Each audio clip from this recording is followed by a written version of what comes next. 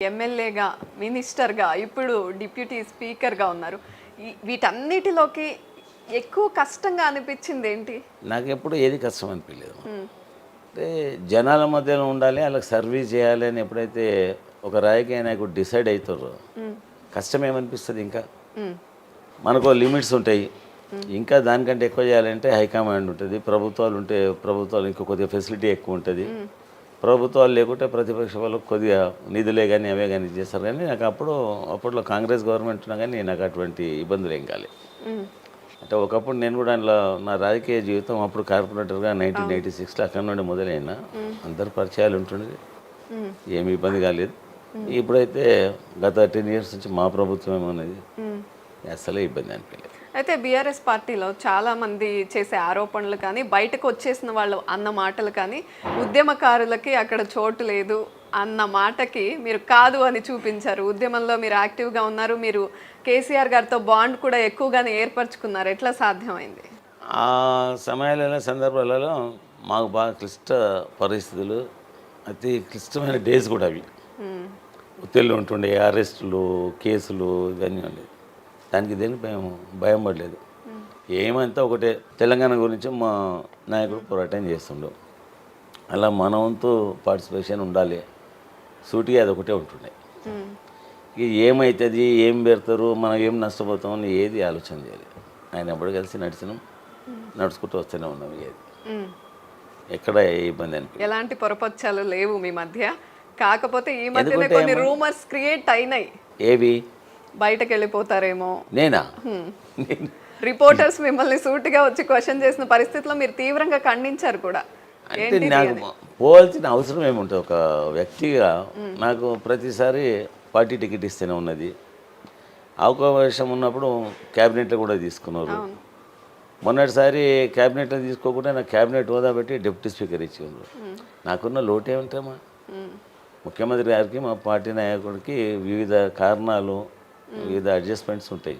హ్మ్. అయితే ఆ అడ్జస్ట్మెంట్లల్లో రాకపోవచ్చు, ఈసారి రావచ్చు. దాంట్లో పొరపచాలు ఏముండే. హ్మ్.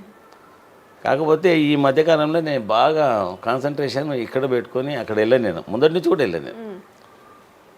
మా సార్ పిలిపించి ఫోన్ చేసి మాట్లాడితే లేకుంటే రమ్మని చెప్తేనే తప్ప వృద్ధాస్తమానం పోయి ఆడ కూర్చోవాలి. అప్పుడు ఉద్యమకాలంలో ఉంటుంటే మళ్ళీ ఉద్యమకాలంలో డే అంతా ఉంటుంటిమి. ప్రతి దాంట్లో ఇన్వాల్వ్మెంట్ ఉంటుండే. మా అవసరం ఉండే అని అనిపిస్తుండే మాకు. హ్మ్. ఉండే ప్రభుత్వం వచ్చింది, ఎవరి పనులు వాళ్ళకు ఉంటాయి కదా. హ్మ్. వృద్ధాస్తమానం వాళ్ళకు కూడా కాళ్ళల్లో చేతులలో ఉండి వాళ్ళకి ఇరిటేషన్ కలిగించేంత క్రియేటివ్ చేసుకోవద్దని ఉంటుంది నాకు. ఓకే. అట్లా సార్ పిలిపిస్తాం, పోతా, ఫోన్ చేసి మాట్లాడతా. హ్మ్. ఎవ్రీ ఇయర్ ఆయన కూడా ఆనవాయితీ ఉంటే మా ఇంటికి కూడా వస్తారు. ఓహో! ప్రతి సంవత్సరం ప్రతి బోనాలకి వస్తారా? వస్తారు. ప్రతి పనులు ఫ్యామిలీతో వస్తారు. హ్మ్. ఇక్కడ 1 గంట 2 గంటలు ఉంటాడు. టెంపుల్ తీసుకెళ్తాము. ఆడ దర్శనం అయినాక మళ్ళీ మా పక్కకు ఒక చిన్న టెంపుల్ ఉంటుంది. ఆడ దర్శనం చేపించి భోంచేస్తాడు. మినిమం ఒక 1:30 2 గంటల టైం స్పెండ్ చేస్తాడు. కేసీఆర్ గారికి జనరల్‌గానే దైవభక్తి ఎక్కువ, సెంటిమెంట్స్ ఎక్కువ అంటూ ఉంటారు. మీరు దగ్గరగా చూసారు కదా! మీరేమంటారు? సార్కు పూజలలో వీటిలలో బాగా ఇంట్రెస్ట్ ఉంటుంది. హ్మ్. అంటే చాలా ఇంట్రెస్ట్ ఉంటుంది. ఆయన పెరిగింది కూడా అటువంటి అట్మాస్ఫియర్లో, పెద్ద కుటుంబము వాళ్ళది. పెరిగిండు. హ్మ్. హోమాలు, యజ్ఞాలు, అవును. యాగాలు, డైలీ పూజలు ఇవన్నీ సార్కు బాగా ఇష్టపడతాడు. హ్మ్. దైవభక్తి కాస్త ఎక్కువనే. రైట్. అసెంబ్లీలో ఎమ్మెల్యేగా ఉన్నప్పుడు మనం ఏదైనా క్వెషన్ చేయొచ్చు. కొన్ని ప్రజల సమస్యలు గానీ, లోకల్‌గా మీ నియోజకవర్గానికి సంబంధించిన క్వెషన్స్ కానీ లేవనెత్తొచ్చు. కానీ స్పీకర్‌గా ఉన్నప్పుడు కాస్త అందరినీ మేనేజ్ చేసి టైం ఇవ్వడంలో కాస్త సంయమనం ఉండాలి. కొంచెం నవ్వుతూ వాళ్ళని కట్ చేయాల్సిన పరిస్థితి వస్తుంది. ఇవన్నీ ఎట్లా మేనేజ్ చేస్తున్నారు? కొంచెం ఈ మధ్య రస్మయ్య గారు సభలో కాస్త అసహనం వ్యక్తం చేశారు. అంటే ఏంటది? పాటలు గీటలు అంటే నాకు ఆయనకి ఇచ్చేంత ఒక 5-10 మినిట్స్ డిలే అయితే ఇంకో ప్రతిపక్ష వాళ్ళకి టైం కేటాయించవచ్చు కదా అని ఉంటుంది తప్ప, హ్మ్. ఆయన మా ఎంబడి తిరిగి అప్పుడు ఉద్యమ కాలంలో నా మొదటి ఎన్నికలలో నా కాన్స్టిట్యున్సీలో ఎన్నో ప్రోగ్రామ్స్ పెట్టి అటువంటిది ఏం లేదు. హా! ఆ స్థానం అటువంటిది. అవును. అందుకే అడుగుతున్నా. రసమయ్య బాలకృష్ణకు నాకు ఏముంటుందమ్మా, హ్మ్. ఏమైనా ఆస్తుల పంపకాలు ఉంటాయా నాకు? హ్మ్. ఆయన మీ వ్యక్తిగత కక్షలు ఏమైనా ఉంటాయి ఉండేవి. హ్మ్. చేయరు అటువంటిది అది. అవును. అంటే అందరినీ కలుపుకుపోయి అందరికి సమయం ఇచ్చే ఆస్కారం ఉంటుంది కాబట్టి అట్లా ఉన్నాను. కొద్దిగా ఇబ్బంది పడ్డాడు. మళ్ళీ బయటకు వచ్చినా మనకేముంటుంది అన్న నాకు అలా అనిపించింది అట్లా అని చెప్పిండు. ఓకే. నాకు కూడా ఏముంటుంది, ఆ చీర అటువంటిది కదా, కాబట్టి వ్యక్తిగతంగా ఏముండే అక్కడ అందరికీ న్యాయం చేయాల్సిన పరిస్థితి ఉంటుంది కాబట్టి అది తప్పదు. రైట్. నేను ఒక సందర్భం అడుగుతాను మిమ్మల్ని. జార్ఖండ్ ఎన్నికలకు వెళ్ళినప్పుడు మీరు, ఈటెల రాజేందర్ గారు, అలాగే ఏనుగు రవీందర్ రెడ్డి గారు వెళ్ళినప్పుడు ఏంటది అక్కడ జరిగిన సందర్భం ఏంటి? మీ వెంట నీకెవరు పడ్డారు? చెప్పేది? అది తెలిసిపోతాయండి అట్లా బయటకు వచ్చింది. ఏమో అది చాలా రోజులకి సంగతి కదా. నిజమేనా అది? మీ మీ వెనకాల పడడం, మిమ్మల్ని అదొక భయపెట్టడం? రాష్ట్రం ఎట్లా ఉండే అంటే ఆడ కొద్దిగా డకైట్స్ వాళ్ళు దారిలో పోతుంటే డబ్బులు గుంజుకోవడము ఇటువంటివన్నీ జరుగుతాయి అని చెప్తే వింటుంటేమి. కానీ ప్రత్యక్షంగా ఒకటే కారులో నేను, ఈటల రాజేందర్, రవీందర్ రెడ్డి ఉన్నట్టు. అప్పట్లో నా కటింగ్ కొద్దిగా బాగుంటుండే, అవును.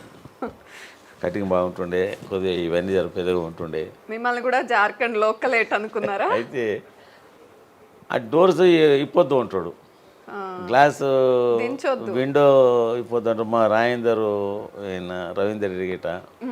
ఆ డ్రైవర్ కూడా వాడు ఇప్పొద్దు ఉంటాడు. నాకు కొద్దిగా పాన్గిన హ్యాబిట్, అందులో కొద్దిగా ఫ్రీగా ఉండాలని ఉంటుంది. ఇక ఒక ప్లేస్లో అయితే ఆ బైకులు తీసుకొని మా వెంబడి పడ్డారు. మా డ్రైవర్ అక్కడ లోకల్ డ్రైవర్ ఉండే, కొద్దిగా ఫాస్ట్గా డ్రైవ్ చేసుకుంటూ వెళ్ళిపోయాడు. అప్పుడు అతను చెప్పిండు ఇట్లా, అది కొంచెం నేను విండోస్ ఓపెన్ చేయొద్దని చెప్పిన. అంతే. అది ఎట్లా బయటపడ్డారు మరి? ఆగిపోయారా వాళ్ళే? అంటే ఫాస్ట్గా రన్ చేస్తాడు మా డ్రైవర్ కార్ది. చేస్తే ఇక కొద్ది దూరం వచ్చిన తర్వాత పబ్లిక్ ఏరియాస్ రాగానే వాళ్ళు బ్యాక్ వెళ్ళిపోయారు. ఇక మా దారి కూడా మేము పోయినాము. అదేవిధంగా లోకల్గా ఇక్కడ పరిస్థితులు చూసుకుంటే మీరే చెప్పారు చాలామంది middle class, below middle class వీళ్ళంతా ఉన్నారు అని. ఇంకా ఎట్లాంటి అభివృద్ధి కార్యక్రమాలు చేయాలి అనుకుంటున్నారు? ఎప్పుడే కానీ ఆ లోకల్ ఆ ప్రాంతంలో ఉండే పీపుల్స్కి ఏది అవసరం ఉంటుందో దాన్ని వెంబడి పడాలి మనం.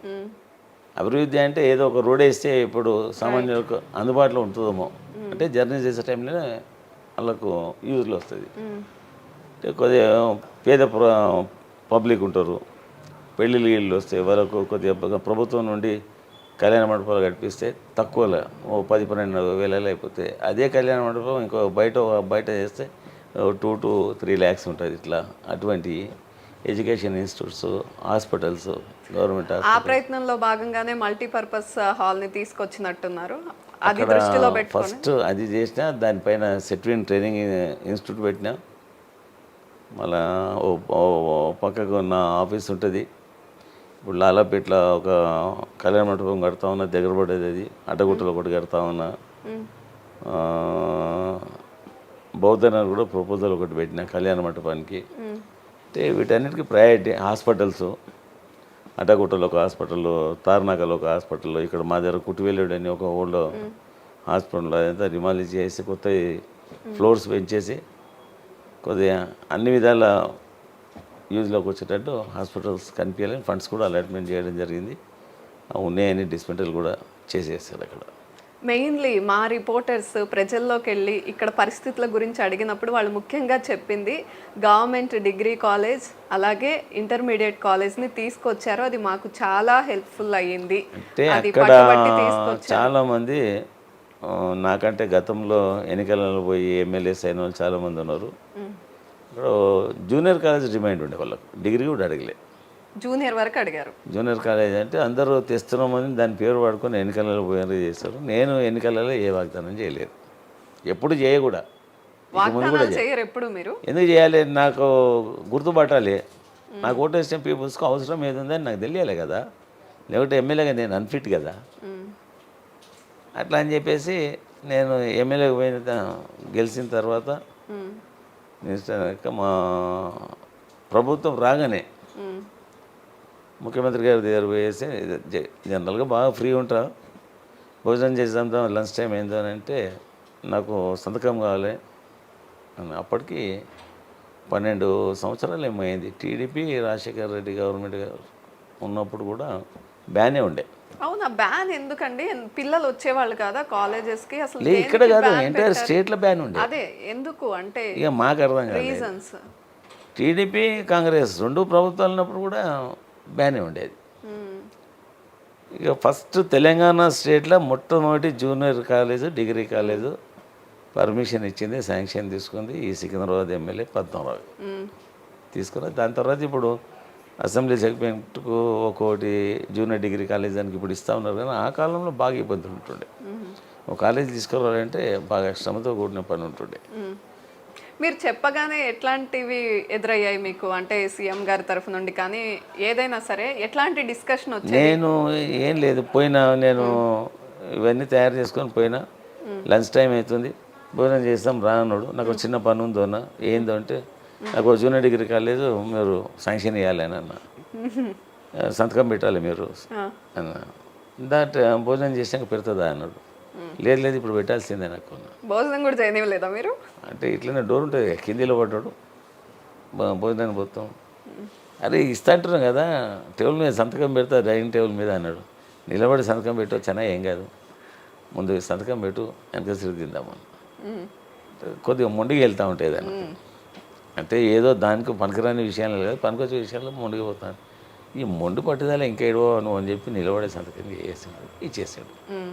దానికి నిధులు కూడా రిలీజ్ చేశారు, రైట్. ఓ 30 కోట్ల రూపాయలు దానికి ఇచ్చారు. ఈ హాస్పిటల్స్ కూడా హరీష్ రావు మేము అంతా ఉద్యమాలలో కలిసి పనిచేసాం. ఓ 2-3 హాస్పిటల్ ప్రపోజల్ ఇవ్వగానే ఎంబడే నువ్వు అడిగేది ఏంది నన్ను అని చెప్పిండు. దానికి కూడా డబ్బులు శాంక్షన్ అయినాయి, డిస్మెంటల్స్ అవుతున్నాయి. ఇప్పుడు పియర్స్ గురించి పుట్టింగ్స్ చేస్తూ ఉన్నారు. అది నాకు బాగా ఏముండే అంటే ఎన్నికల డేట్ వరకు ఒక స్లాబ్ పడాలని ఉండే. ఓహో, అంటే జనానికి అనిపించాలి కదా, ఇంత కష్టపడి చేశారు మాకు చూపిస్తున్నారు, కష్టపడి start తెచ్చింది. మా పోలింగ్ డేట్ వరకు ఒక స్లాబ్ గిట్ట పడితే కానీ అంటే అక్కడ అందరికీ తెలుసు, నేను కూడా ఇవన్నీ ఫేక్ మాటలు కూడా మాట్లాడాను తెలుసు, కానీ అది అంటే నాకు కొద్దిగా ఇంకా హ్యాపీగా ఫీల్ అవుతుంటే. కానీ చెప్పలేం, రావచ్చు రాకపోవచ్చు ఆ టైం వరకు. అలా ఓకే, స్లాబ్ పడవచ్చు పడకపోవచ్చు, రావడం ఖచ్చితంగా వస్తుంది, కాకపోతే ఆ టైం శాంక్షన్ ఇచ్చేసాము. ఒక సింగిల్ స్లాబ్ దానిక రావచ్చు రాకపోవచ్చు అని ఇక కాంట్రాక్టర్ మీద డిపెండ్ అయి ఉంటుంది. చెప్పిన నా ఏమి ఇది మీకైతే కమిషన్లకి దీనికి రాను, అసలు కాంట్రాక్టర్ ఎవరో తెలియదు నాకు, ఈ పని మాత్రం ఉడకలిస్తే కొద్దిగా నేను హ్యాపీగా ఫీల్ అవుతా, జనానికి అనిపిస్తుంది కదా అది అని చెప్పిన. ట్రై చేస్తాం సార్ స్లాబ్ వేయనీకు అని చెప్పారు. చూడాలి ఇప్పటికే. కాన్స్టిట్యున్సీలో జనరల్గా ఎమ్మెల్యే వస్తున్నారు అంటే సార్ వస్తున్నారు ఇట్లాంటి మాటలు వినిపిస్తాయి, కానీ మీరు పద్దెన్న ఇట్లా మాస్ లీడర్ గా అన్న అన్న అని పిలుస్తూ ఉంటారు. నా పేరు ఒరిజినల్ పద్మారావు. ఇక్కడ ఉన్నంత కాలం ఈ ప్రాంతంలో మా ఇంటి దగ్గర మా ఫ్రెండ్స్ కానీ మా బస్సు వాళ్ళు కానీ వాళ్ళు పిలవలేదు పద్మారావు అని. ఇక్కడ నుండి అక్కడ పోయిన తర్వాత వాళ్ళు కూడా పద్మారావు అని ఎవరు పిలవరు, పద్యాన్ని అంటారు. కుర్రోడు కూడా నమస్తే పద్యాన్ని అంటాడు, నా బతుకకి చెప్పింది ఆడ.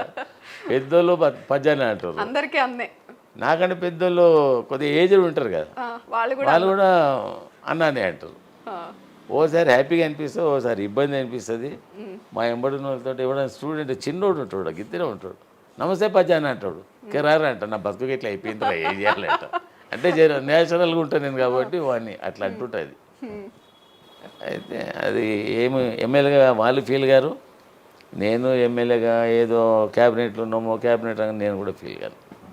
ఆ గౌరవాలని మనకు ఆ ప్రాంత ప్రజలే కదా మనకి ఇచ్చింది, వాళ్ళు గెలిపించినాకనే కదా మనం ఇతరతర ఏదైనా డెవలప్మెంట్స్ క్యాబినెట్లే కానీ అదే కానీ ఇది ఇంకేదైనా కానీ గెలిపించే పాత్ర మాత్రం ఆ ప్రాంత ప్రజానికి అందే కదా, వాళ్ళు ఎప్పుడు బాగా ఉంటారు.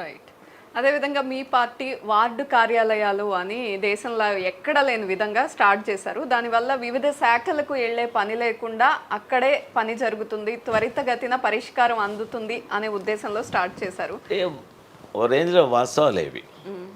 ఆల్ డిపార్ట్మెంట్కి సంబంధించిన ఇన్ఫర్మేషన్ అంతా వాళ్ళు తీసుకొని వాళ్ళు అక్కడ నుండి పురమాయిస్తూ ఉంటారు వాళ్ళు.